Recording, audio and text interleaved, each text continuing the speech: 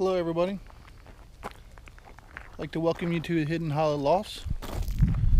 This is where I'm going to be starting my new home and pigeon business. Basically a little racing, a little wedding and funeral releases.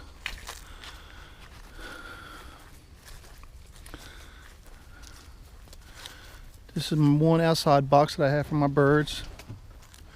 These are my homers I've acquired from a friend who races them. He does pretty good. These are some of his older birds. He had to make room for a lot of his newer ones, his babies and his young birds and older birds that are doing all the breeding now. So he gave me all these. He didn't know what else to do with them. I took them on. The pen isn't that big, not really big enough for them, but for right now it'll work. They're all starting to pair up, starting to do what they need to do. This one right here is old man. He is 11 years old. He's got a girlfriend. Here's his little nest box. A lot of these are good birds. Old man is a pedigree bird. I actually have the pedigree in the house.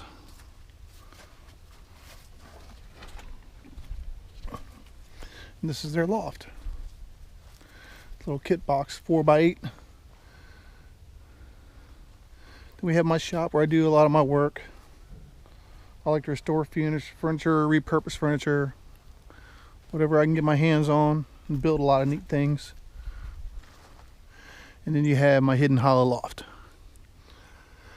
This one right here had a window in the front of it, which I removed and put onto the side of the building.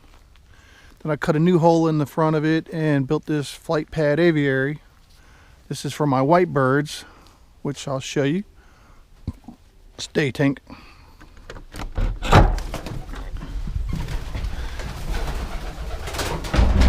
These birds are all 8 months old.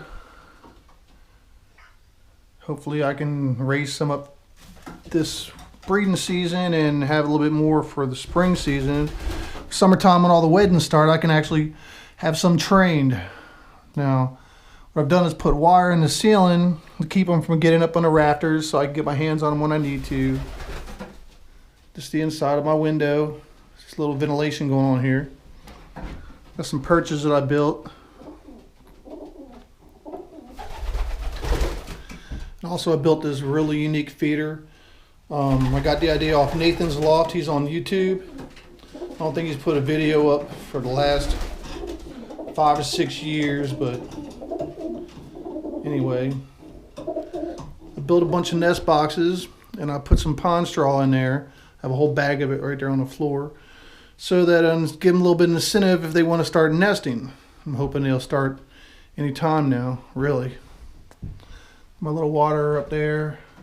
None of these birds are banded, but I do have some snap ring bands that I'm going to be putting on them so I can start keeping track of who's who, boy, girl, and everything else I need to know about them, because this is all new. This is the hole I made, a little flight area so I can get out to the aviary so they can fly out here. Like I said, none of these birds have been flown yet, and it's just a matter of time before I can get them going.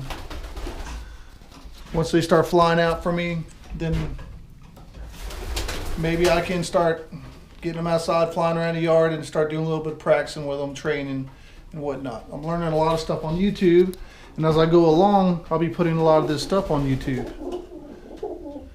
Letting you know the status of my birds and the status of my yard with other things I'll be getting into.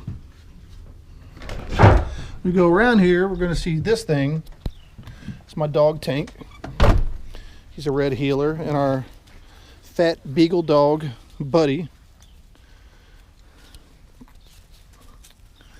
And they protect the yard, so to say. Buddy runs from everything and Tank chases everything. Squirrels, deer, birds, rabbits, you name it, he's chasing them. Like right now. This is the backyard. This is all the sky we have. So the birds should be able to have a nice little place to fly around when they want to. Need to do a little straightening around my yard, put my lawnmowers up for the winter time. As it's December here in West Virginia. If everything works out right, I'll be releasing these white pigeons sometime here in the summertime, and maybe even join Cumberland Valley Racing so I can start racing some young birds for my homers. Thanks for watching and hope you stay in tune.